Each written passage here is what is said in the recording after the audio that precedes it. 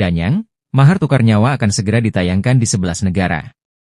Selain sejumlah negara Asia, film yang dibintangi Sahila Hisham, Bisma Mulia, Wulan Guritno, dan Edward Manalo ini tayang di Amerika. Selain itu, film Danyang akan segera tayang tahun depan di Amerika Serikat dan negara lainnya. Selamat sore semuanya.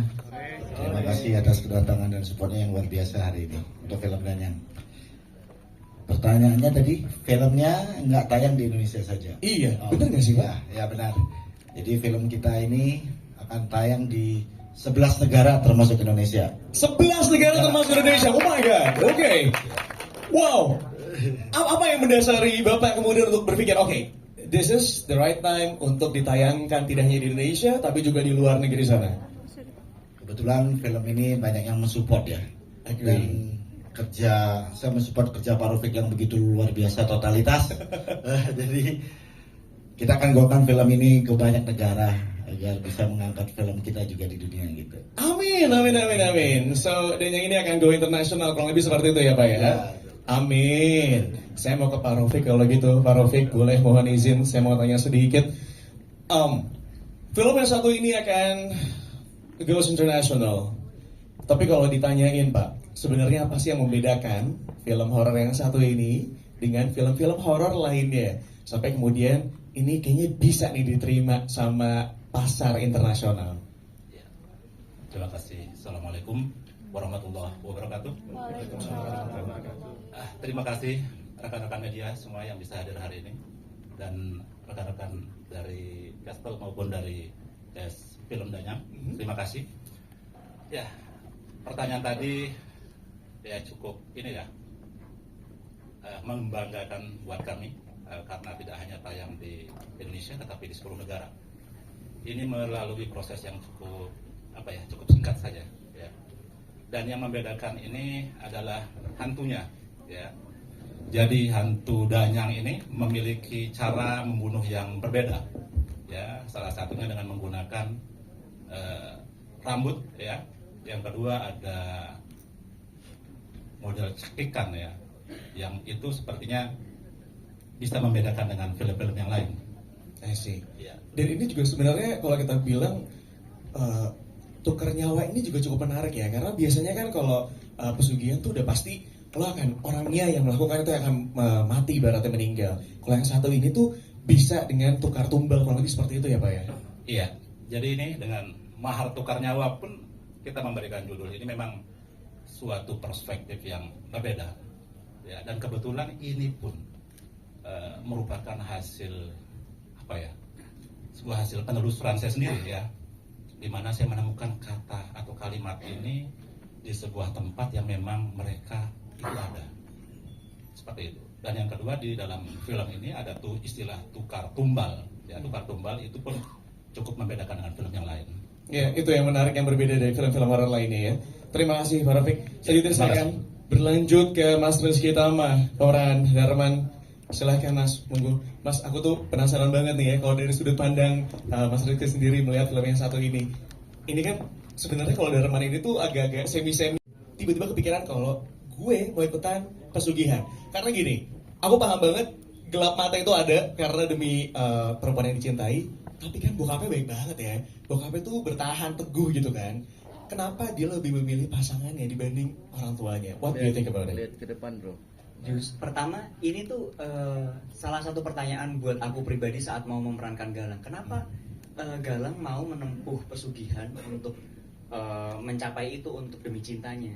Yes. Setelah aku obrak-abrik karakter ini, ternyata bagaimana point of view Galang memandang cinta itu sendiri.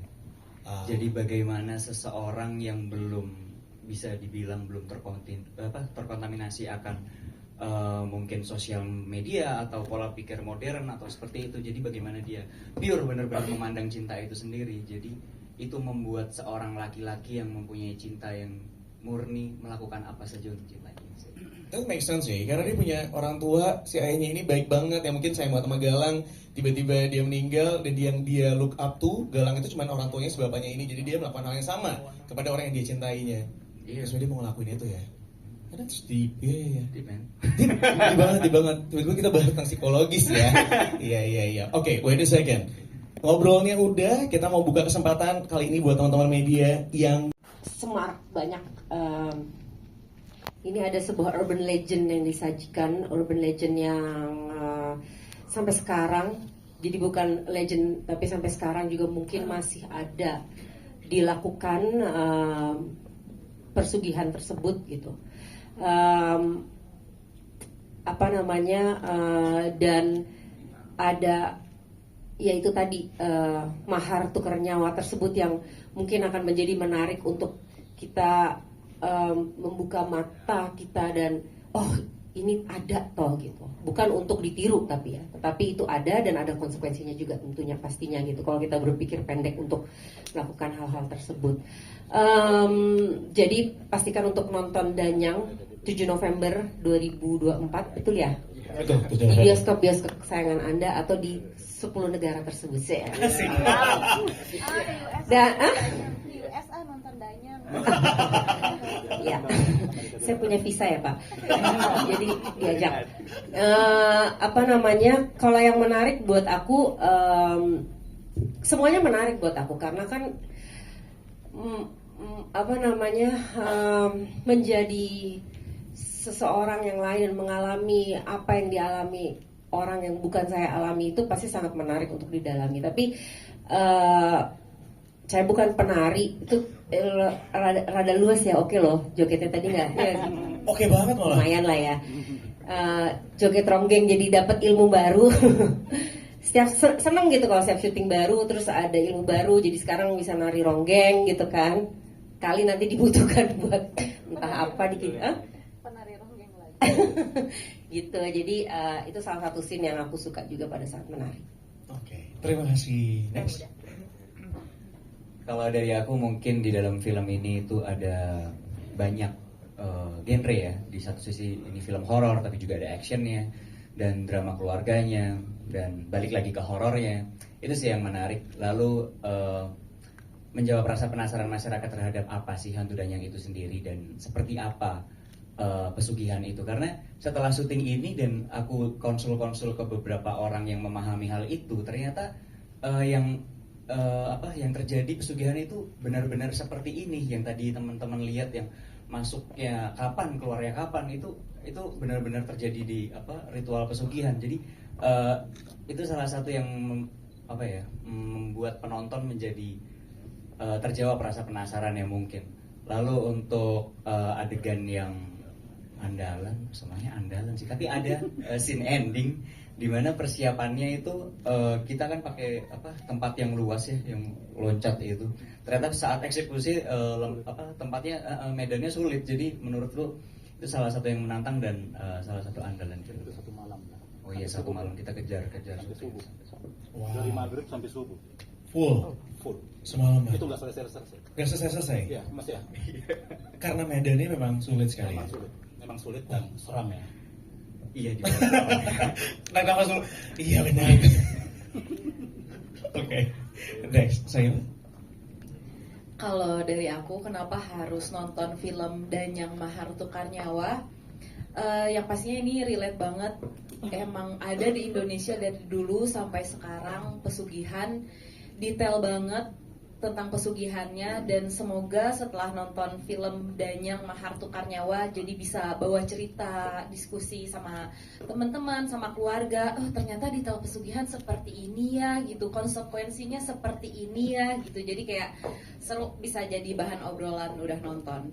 Dan kalau untuk adegan yang menarik yang aku inget sih sekarang yang kayak berkesan, jadi ada satu adegan sama Mas Galang lagi naik perahu. Itu adegan romantis sebenarnya. Aku harus terlihat tenang, sweet gitu. Tapi ternyata perahu yang aku lagi naikin itu butuh keseimbangan banget, yang kalau misalkan kayak kita gerak sedikit kita bisa kecebur di situ.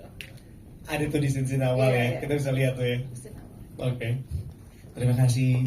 Tapi satu orang udah kenal loh. Tadi kan Nuki soalnya sampai browsing dulu ya tentang Danyang. Jadi kayaknya satu orang udah kena untuk nyari tahu tentang Danyang. Mantul. Mudah-mudahan yang lain juga bakal nyari tahu.